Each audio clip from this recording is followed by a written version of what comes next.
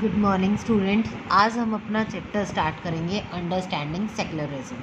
Understanding secularism का मतलब होता है कि जो धर्मनिरपेक्ष होता है कोई भी देश, उसको समझना।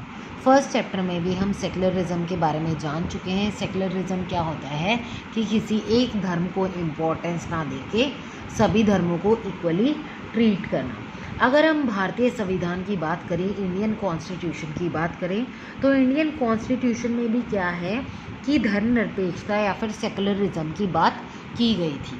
ओके, तो उसमें क्या था, उसमें भी क्या बोला गया था कि सभी धर्मों को क्या किया जाना चाहिए, इक्वली ट्रीट किया जाना चाहिए, ताकि सभी धर्म मिलके एक साथ काम कर सके और देश का भी डेवलपमेंट हो सके। अब यहाँ पे बात आती है सबसे पहले नॉन सेक्युलर कंट्री की। अगर हम non secular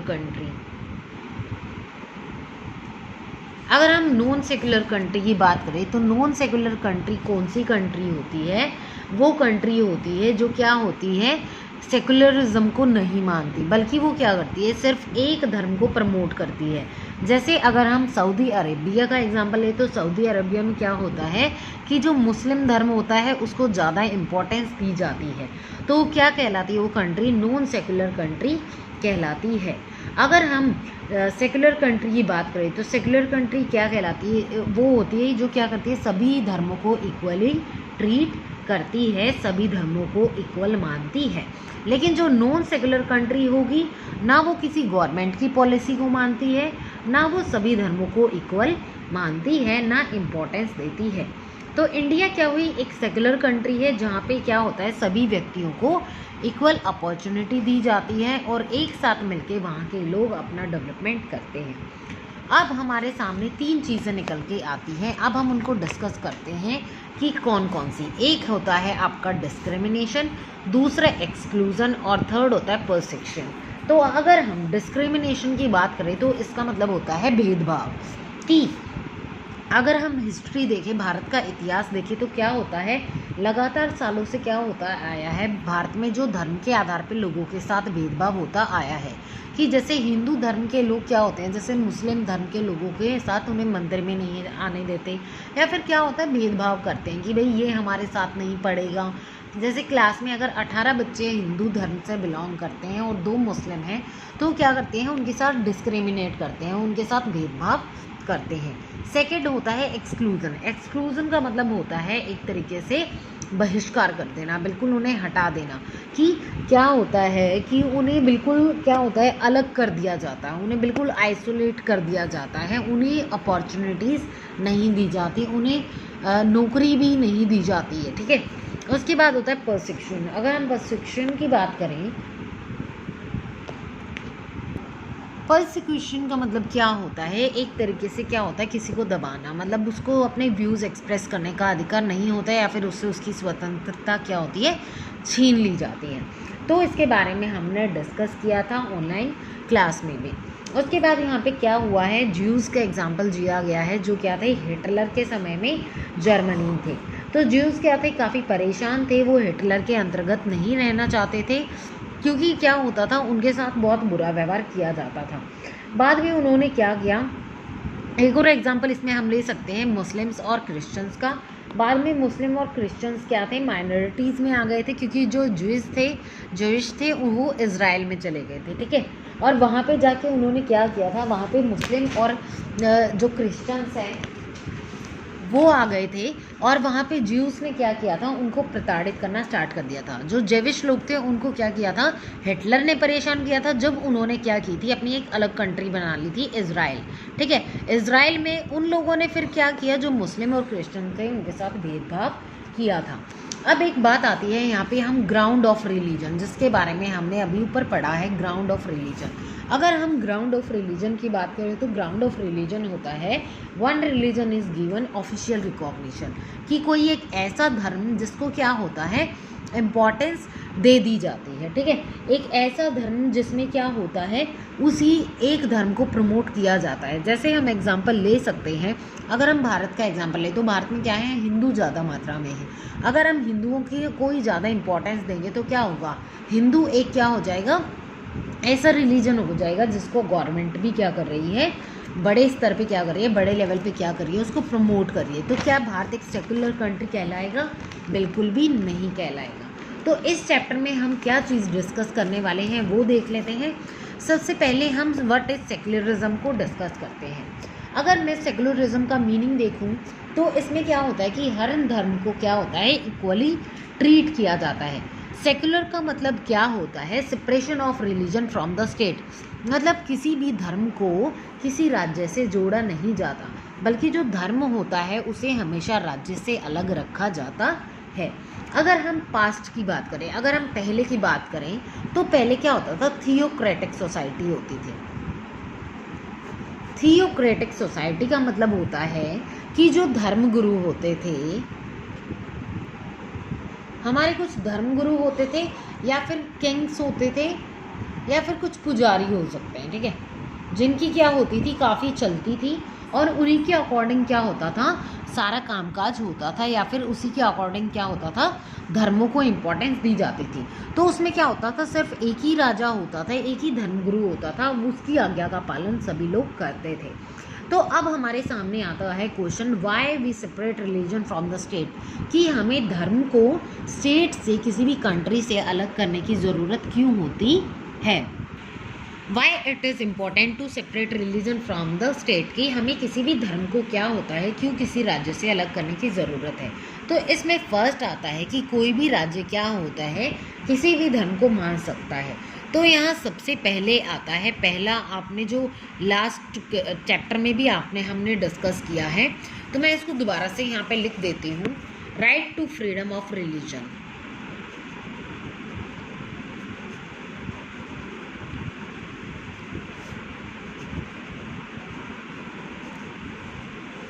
right to freedom of religion का मतलब क्या होता है कि कोई व्यक्ति इंडिविजुअली का मतलब होता है कोई भी व्यक्ति क्या कर सकता है, किसी भी धर्म को मान सकता है और अपने धर्म का प्रचार प्रसार कर सकता है।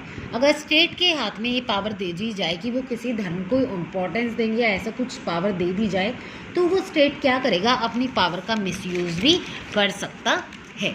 तो सेकुलरिज्म को भारत में कब एडॉप्ट किया गया, फिर क्यों एडॉप्ट किया गया। अगर सेकुलरिज्म की हम बात करें तो भारत में सेकुलरिज्म को क्यों अपनाया गया, ताकि हर एक व्यक्ति को अपने धर्म के बारे में पता चले, अपने धर्म का वो प्रचार प्रसार अच्छे से कर सके।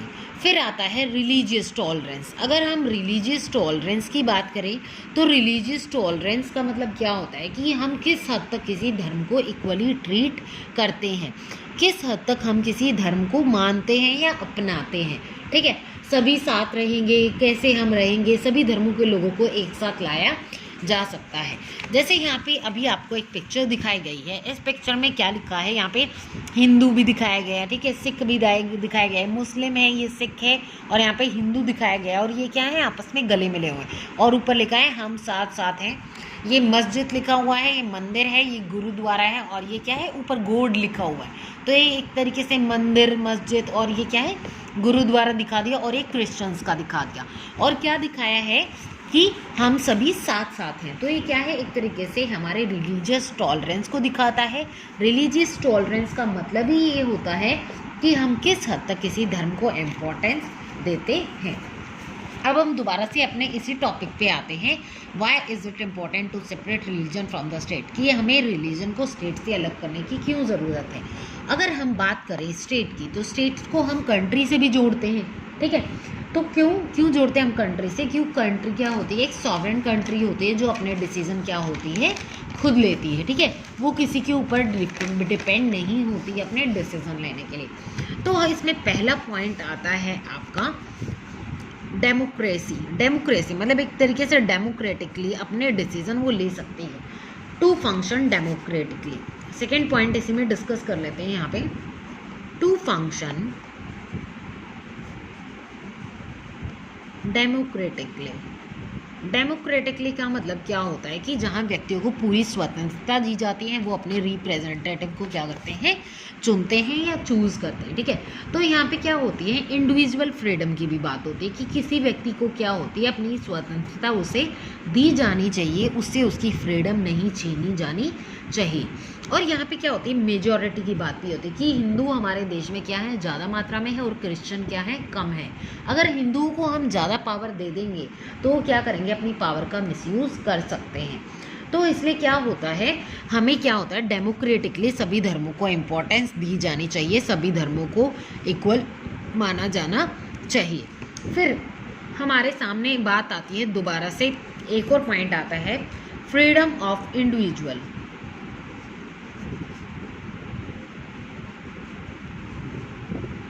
फ्रीडम ऑफ इंडिविजुअल का मतलब होता है कि किसी एक व्यक्ति को इम्पोर्टेंस देना, ठीक है, कि वो क्या कर सकता है, जब उसका मन करे वो क्या करेगा। फर्स्ट आता है इसमें exist their religion. Exist their religion का मतलब होता है, अगर उसे ये लगता है कि वो अपने धर्म से खुश नहीं है या फिर उसे कुछ कमी लगती है, तो वो अपने धर्म को क्या कर सकता है, चेंज कर सकता है। जैसे हम इसमें डॉक्टर BR अम्बेडकर का एग्जाम्पल है, तो डॉक्टर भीमराव अम्बेडकर ने क्या किया था, उन्होंने अपना धर्म, पहले वो हिंदू धर्म से बिलोंग करते थे, बाद में उन्होंने क्या किया था, बुद्धिज़्म को अपना लिया था। तो उन्होंने क्या कर दिया था, एग्जिस्ट कर दिया था हिंदू धर्म से। कि कभी एक इंडिविजुअल को ऐसा लगता है कि भाई मुझे इस धर्म को चेंज करना है या मुझे इस धर्म में नहीं रहना, तो वो अपने धर्म को बदल सकता है या उससे निकल के किसी दूसरे धर्म को अपना सकता है। उसके बाद सेकंड आता है आपका embarrass other religion. Embarrass other religion का क्या मतलब होता है, एम्बेरस अदर रिलीजन का मतलब होता है जो दूसरे धर्म होते हैं उनको प्रेज करना, उनके बारे में अच्छा बोलना। ये नहीं कि आप उसके बारे में गलत बोल रहे हो। यहाँ भी आपकी बुक में लिखे हैं exist their religion, embarrass another religion. मतलब क्या होता है, एक तरीके से जो धर्म होता है उसको क्या करना, उसको प्रेज करना। और थर्ड आता है आपका free to interpret religious teachings differently. इसमें क्या होती है, हर एक धर्म की अपनी अपनी क्या शिक्षाएं होती हैं, उन सभी शिक्षाओं को अलग अलग नज़रिए से देखना, और हर एक धर्म की जो टीचिंग्स होती हैं उनकी क्या होती है, अपनी एक इम्पॉर्टेंस होती है।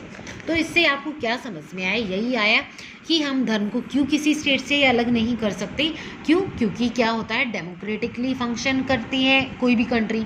और सेकंड है फ्रीडम ऑफ इंडिविजुअल, कि हर एक व्यक्ति की अपनी स्वतंत्रता होती है, अपने अकॉर्डिंग वो किसी भी धर्म को चुन सकता है, किसी भी जो धर्म की टीचिंग्स होती हैं उनको अपना सकता है, और साथ में किसी भी धर्म की टीचिंग्स को वो प्रेज भी कर सकता है।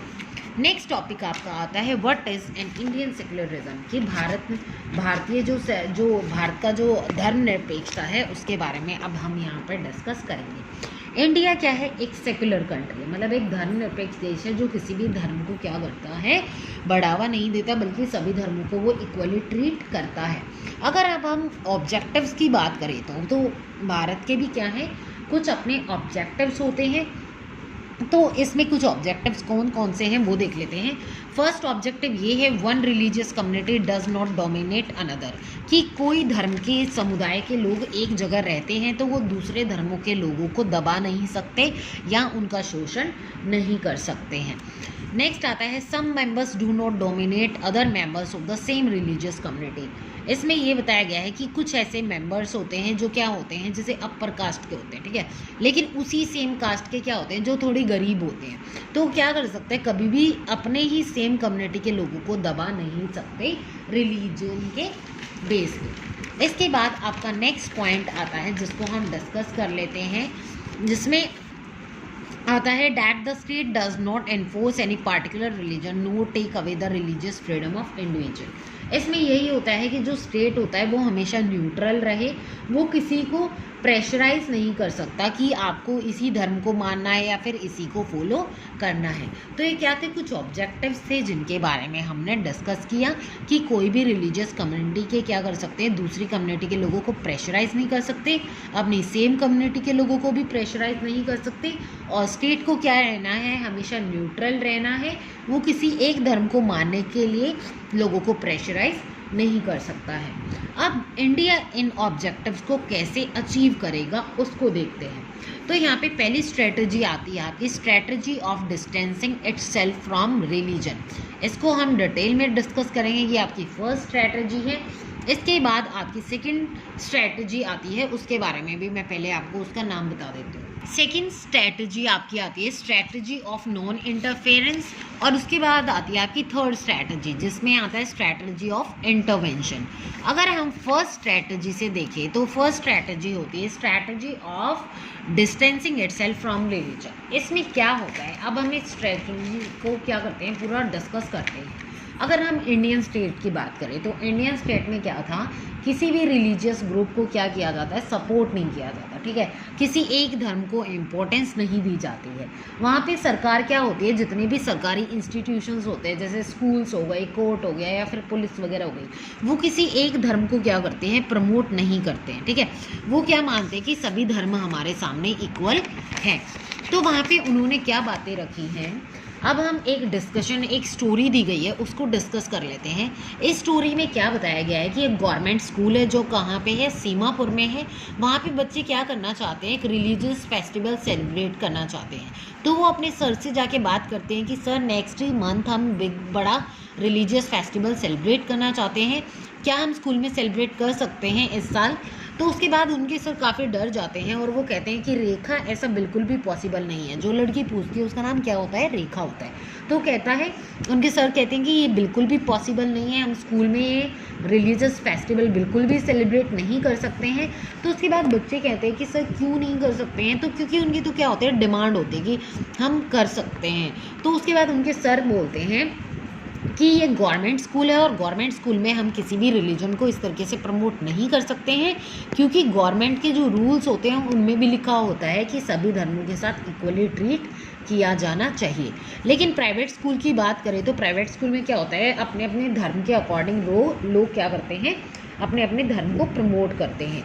लेकिन गवर्नमेंट स्कूल में किसी भी धर्म को ऐसे हम प्रमोट नहीं कर सकते हैं। तो इसलिए ना कोई सेलिब्रेशन होगा और ना इससे रिलेटेड आपको कोई क्वेश्चन करना है। तो इसके बाद वो डिस्कस करते हैं, वो दोनों बच्चे आपस में, और डिस्कस करके वो क्या डिसीजन लेते हैं, तो ठीक है कोई नहीं, हम अपने घर पे ये सेलिब्रेट कर लेंगे। अब इससे आप लोगों को क्या समझ आया, अगर आप भी देखोगे, आप गवर्नमेंट स्कूल में कभी भी गए होगे, अगर आप पढ़ते नहीं हो लेकिन आप गए तो हो, तो वहाँ पे आपको क्या देखने को मिलता है कि दीवारों पे क्या होते हैं, अलग अलग धर्मों के क्या होते हैं, स्लोगन्स वगैरह लिखे होते हैं, या फिर क्या होता है, अलग अलग जो धर्मों के लोग हैं उनके चित्र बने होते हैं, और वहाँ क्या होता है, इक्वालिटी दिखाने की बात होती है। तो हमारी स्ट्रैटेजी थी क्या, कि स्ट्रैटेजी, अगर हम strategy of distancing itself from religion, कि हमारे देश की सरकार क्या करती है या फिर हमारा देश क्या करता है कि किसी भी धर्म से अपनी दूरी बनाए रखता है।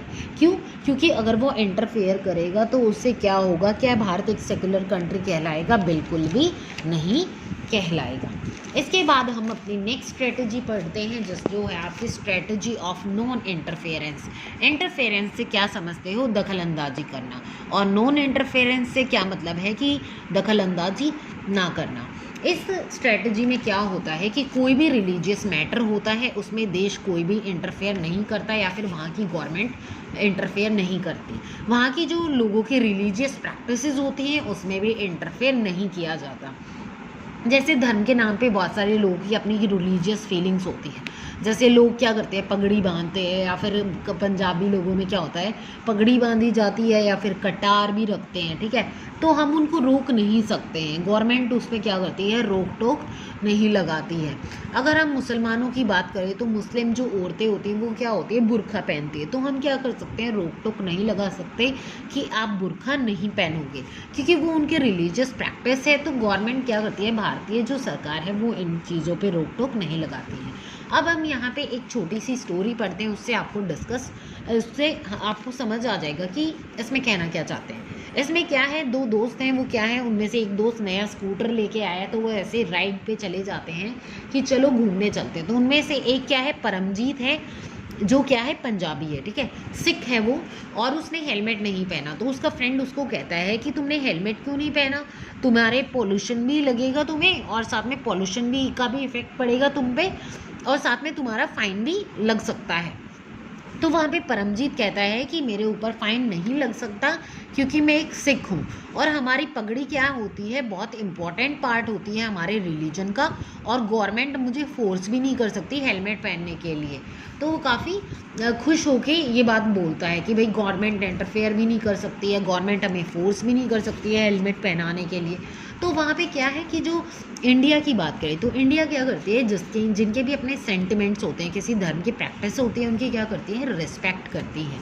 तो वहाँ पे क्या है, इनकी जो यहाँ पे बताया गया, this is because the Indian state recognizes that wearing a pagdi turban is central to Sikhs religious practice, कि जो सिख लोग होते हैं उनके लिए बहुत ज़रूरी होता है पगड़ी को पहनना, and in order not to interfere with this, तो इंटरफेयर नहीं कर सकते उसमें भारतीय सरकार या गवर्नमेंट इंटरफेयर नहीं करती है। और क्या करती है, उन्होंने इससे रिलेटेड कोई कानून भी नहीं बना रखा है। वो क्या मानते हैं कि भाई ये लोगों की धार्मिक प्रैक्टिसेस हैं जिनको में हमें इंटरफेयर नहीं करना चाहिए। थर्ड स्ट्रैटेजी ये होती है आपकी स्ट्रैटेजी ऑफ इंटरवेंशन। इसका मतलब अब ये नहीं है कि लोग फ्री हो जाएंगे बिल्कुल ही, अगर सरकार इंटरफेयर नहीं करेगी तो वो बिल्कुल ही फ्री हो जाएंगे, और फ्री होने के बाद क्या वो अपनी बातें मनवाने लगेंगे, तो ये ऐसा बिल्कुल भी नहीं है। थर्ड स्ट्रैटेजी उनके लिए बनाएंगे, ये स्ट्रैटेजी ऑफ इंटरवेंशन। इंटरवेंशन में क्या होता है कि कुछ ऐसे रिलीजन होके धर्म के नाम पे क्या करते हैं, सरकार का फ़ायदा उठाने लग जाते हैं वो, ठीक है। तो इस तरीके से डिस्क्रिमिनेशन को रोकने के लिए और अन्याय को रोकने के लिए, ताकि जो ह्यूमंस के राइट हैं वो वायलेट ना हो, वो क्या हो, उनका गलत फ़ायदा ना उठाया जाए, तो सरकार क्या करती है, समय समय पे इंटरफेयर भी करती है। वो स्ट्रैटेजी क्या कहलाती है, आपकी स्ट्रैटेजी ऑफ इंटरवेंशन कहलाती है। इस स्ट्रैटेजी में अब हम देखते हैं, डिस्कस करते हैं कि कहना क्या चाहते हैं। जैसे क्या था कि वैसे तो सरकार क्या करती है, इंटरफेयर नहीं करती है, लेकिन सरकार ने क्या बोला, गवर्नमेंट ने क्या बोला कि जब हमें ऐसा लगेगा कि लोग हम इंटरफेयर नहीं कर रहे लेकिन लोग क्या कर रहे हैं, उस चीज़ का ज़्यादा फ़ायदा उठा रहे हैं या कुछ गलत काम कर रहे हैं, तो वहाँ पे सरकार या इंडियन कॉन्स्टिट्यूशन ने कुछ रूल्स बनाए हैं। जैसे इंडियन कॉन्स्टिट्यूशन ने अनटचेबिलिटी को बैन किया है। अनटचेबिलिटी में क्या होता था, जो ऊंची जाति के लोग होते हैं वो लोअर कास्ट के लोगों को क्या होता था, मंदिर वगैरह में आने से रोकते थे, तो सरकार ने क्या किया था, उसे बैन कर दिया था, उसको क्या किया था, बिल्कुल रोक लगा दी थी। इस तरीके से बहुत सारे लोग थे जिन्होंने एक्सक्लूड्स, मतलब एक तरीके से बहिष्कार वगैरह, या फिर लोगों को मंदिर में एंट्रेंस देने से, या फिर उन्हें बिल्कुल आइसोलेट कर दिया था, अलग कर दिया था। तो वहाँ भी सरकार ने किया था, ऐसी रिलीजियस प्रैक्टिस को क्या किया था, सरकार ने बैन कर दिया था, उस पर रोक लगा दी थी, ताकि लोग गलत फ़ायदा ना उठा पाएँ। ऐसी अगर हम मुस्लिम्स की बात करें, मुस्लिम्स में जो 3 तलाक था, जिसमें क्या था, औरतों का शोषण हो रहा था एक तरीके से, ठीक है। धर्म के नाम पे क्या था, वो 3 तलाक स्टार्ट किया गया था। मुस्लिम धर्म में उन्हें काफ़ी माना जाता है 3 तलाक को, लेकिन सरकार ने क्या किया था, उस पर रोक लगा दी थी, ताकि जो औरतें हैं उनके साथ शोषण ना हो। उसके बाद हमारा नेक्स्ट टॉपिक आता है, जिसमें हम डिस्कस करेंगे कि जो इंडिया है, जो भारत है, और जो दूसरी कंट्रीज़ हैं, उनके कॉन्स्टिट्यूशन में या फिर उनके सेक्युलरिज्म में क्या डिफरेंस हमें देखने को मिलता है। In what way is Indian secularism different from other democratic countries, कि जो दूसरे लोकतांत्रिक देश हैं उनसे जो भारतीय इंडियन सेक्युलरिज्म है वो कैसे अलग है, उसके बारे में हम डिस्कस करते हैं। अगर हम कुछ ऑब्जेक्टिव्स को देखें तो कुछ ऑब्जेक्टिव्स क्या होते हैं, सिमिलर होते हैं हर एक सेक्युलर कंट्री के। जैसे इसमें कि one religion doesn't dominate other religion, कि अगर कोई एक धर्म है वो कभी भी क्या होता है, दूसरे धर्मों को डोमिनेट नहीं कर सकता है, दूसरे धर्मों को नहीं दबा सकता है। और उनके क्या होते हैं, हर एक देश की या हर एक धर्म की जो प्रैक्टिसेस होती हैं वो क्या होती हैं, अलग अलग होती हैं, उनके अपने रीति रिवाज अलग अलग होते हैं। अगर हम यूएसए की बात करें, यूएसए में जब फर्स्ट अमेंडमेंट आया, फर्स्ट अमेंडमेंट का मतलब है संशोधन, अमेंडमेंट का मतलब क्या होता है, संशोधन करना, बदलाव करना। जब हम कोई चेंज लाते हैं, मान लीजिए आप कोई रूल है, आपकी क्लास में रूल बनाया गया है और वो रूल क्लास में किसी को भी पसंद नहीं आ रहा है, तो हम क्या करेंगे, उसमें चेंज करेंगे। जो हम चेंज करेंगे वो चेंज करना क्या होता है, अमेंडमेंट कहलाएगा, ठीक है। तो वहाँ पे क्या हुआ कि यूएसए में फर्स्ट अमेंडमेंट जब किया गया, चेंज किया गया, तो वहाँ पे क्या था, काफ़ी स्ट्रिक्ट सेपरेशन था। स्ट्रिक्ट सेपरेशन से समझते हैं अब यहाँ पे ये कहना क्या चाहते हैं। स्ट्रिक्ट सेपरेशन का मतलब होता है जहाँ पे स्टेट को और रिलीजन को बिल्कुल अलग अलग रखा जाता है। मतलब ना कंट्री इंटरफेयर करेगी रिलीजन में और ना रिलीजन से इंटरफेयर करेगा स्टेट में। जो स्टेट और रिलीजन होता है दोनों को बिल्कुल ही अलग रखा जाता है। दोनों एक दूसरे के किसी भी कार्य में इंटरफेयर नहीं करते। कहाँ पे? यूएसए में। लेकिन हम इसी तरीके से अगर इंडिया की बात करें तो इंडिया में क्या होता है, जब भी भारत में लगता है कि भाई गलत हो रहा है किसी धर्म के लोगों के साथ, तो वहाँ पे क्या होता है, इंटरफेयर भी किया जाता है, इंटरवेंशन भी किया जाता है। जो हमारी थर्ड स्ट्रैटेजी थी, स्ट्रैटेजी ऑफ इंटरवेंशन, उसमें भी यही बताया गया था। जैसे अनटचेबिलिटी को बैन किया गया था, ठीक है। तो भारत में क्या है, जहाँ पे यूएसए में देखा हमने काफ़ी स्ट्रिक्ट सेपरेशन था, तो भारत में क्या है, नो स्ट्रिक्ट सेपरेशन है। मतलब इतना स्ट्रिक्ट सेपरेशन नहीं है। उसके बाद हमारा नेक्स्ट एग्जाम्पल आता है फ्रांस का, जिसमें फ्रांस का अगर हम एग्जाम्पल देखें तो फ्रांस में क्या बताया गया है, फरवरी 2004 की बात बताई गई है।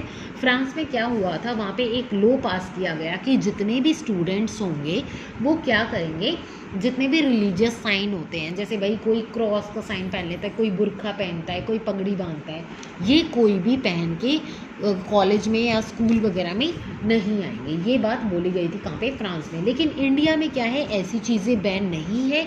इंडियन स्टेट क्या करता है, सबको सेकुलर मानता है, सभी धर्मों को इक्वल इम्पोर्टेंस देता है। जो इंडिया है वो क्या है, एक फ्लैक्सिबल कंट्री है और साथ में रिजर्व भी है कि जहाँ ज़रूरत पड़ती है वहाँ पे स्ट्रिक्ट एक्शन भी लेता है इंडिया। लेकिन फ्रांस की बात करें तो फ्रांस में तो बहुत ज़्यादा रिजर्व हो गया था, वो तो बिल्कुल भी फ्लैक्सिबल नहीं था। तो इंडिया क्या है, एक आइडियल कंट्री है जो क्या होती है, सभी के बारे में ही सभी को लेके चलती है। तो इस तरीके से अगर देखें तो इंडिया एक बहुत अच्छी डेमोक्रेटिक कंट्री है और एक सेकुलर कंट्री है जो धर्मनिरपेक्षता को निभाते हुए चलती है और सभी धर्मों के साथ इक्वली ट्रीट करती है। इस तरीके से आपका ये चैप्टर ख़त्म होता है और इस चैप्टर में हम आगे, इसके बाद हम सिविक्स का अपना थर्ड चैप्टर करेंगे। अगर आपको कोई डाउट है तो आप कमेंट में मैसेज कर देना, मुझे कमेंट कर देना, मैं वहाँ पे आपके डाउट क्लियर कर दूँगी।